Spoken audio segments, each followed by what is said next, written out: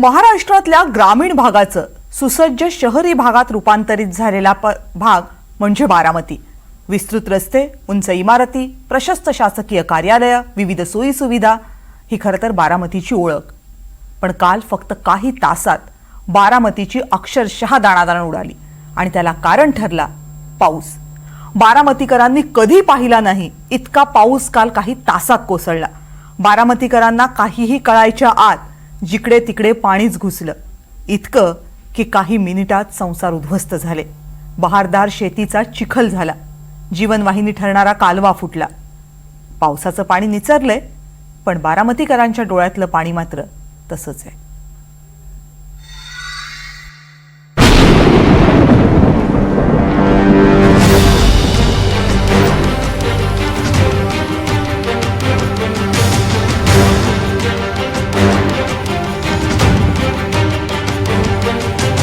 कालवा फुटला आणि बारामतीमध्ये एकच कालवा झाला।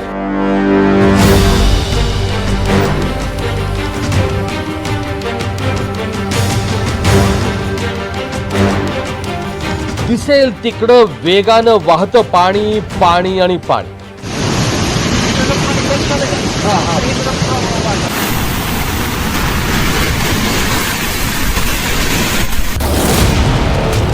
काल दिवसभर आणि परवा रात्री बारामतीकरांनी इतका पाऊस बघितला जितका त्यांनी आयुष्यात पाहिला नव्हता।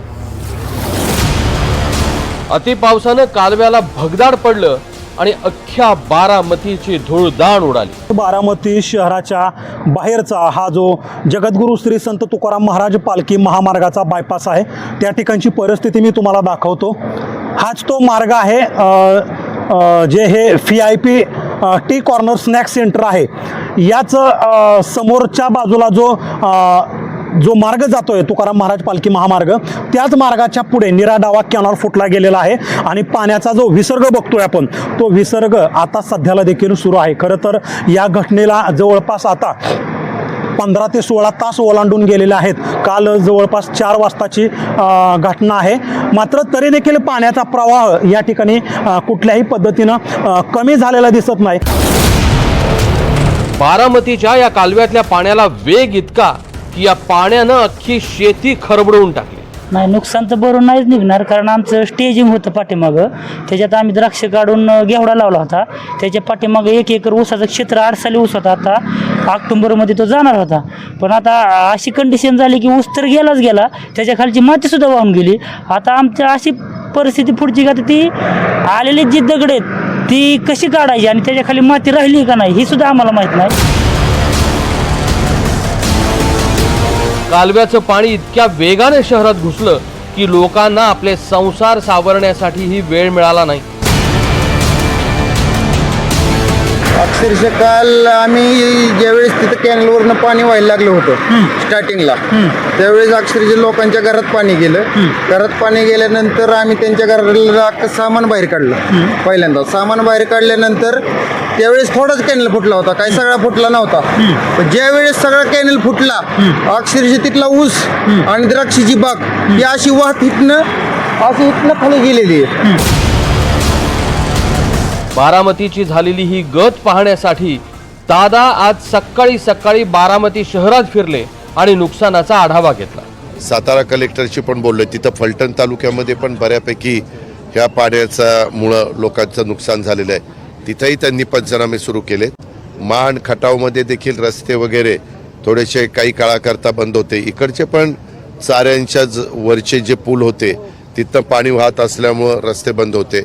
पण इथं अधिकचं पाण्यामय होण्याचं कारण एक तर पावसाचं पाणी आणि दुसरं आमचा निरा डावा कालवा जो फुटला त्याचं पाणी, असं दोन्ही पाणी एकत्र आल्यामुळं काही भागामध्ये खूपच त्रास झाला सगळ्यांना। आता मात्र बहुतेक सगळे रस्ते आम्ही सुरू केलेले आहेत।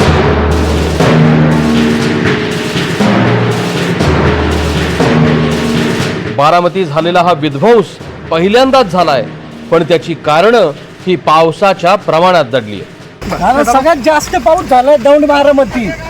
अरे झालंय तर वर्षाची सरासरी निम्मा पाऊस एका दिवसात पडला। 7 म्हणजे बारामतीतले असले आकडे 7 इंचाचे. आपली सरासरी 14 इंचाची. बारामतीच्या या पावसानं काही इमारतींनाही तडे गेले. अजित पवारांनी त्याही घरांचा आढावा घेतला. जर आज पाऊस थांबला, उद्या थांबला 2-4 दिवस तर कोरडं झाल्यानंतर फरक पडेल.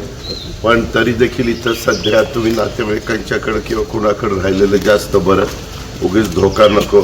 कारण आज तारीख 26 आहे. 28 तारखेला पुन्हा पाऊस सांगितलेला आहे जोरात.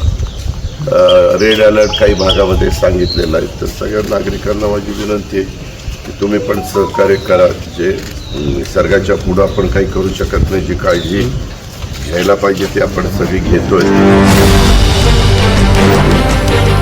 अख्ख्या वर्षात पडणाऱ्या पावसाच्या निम्मा पाऊस एका दिवसात कोसळला आणि बारामतीचे 12 वाजले.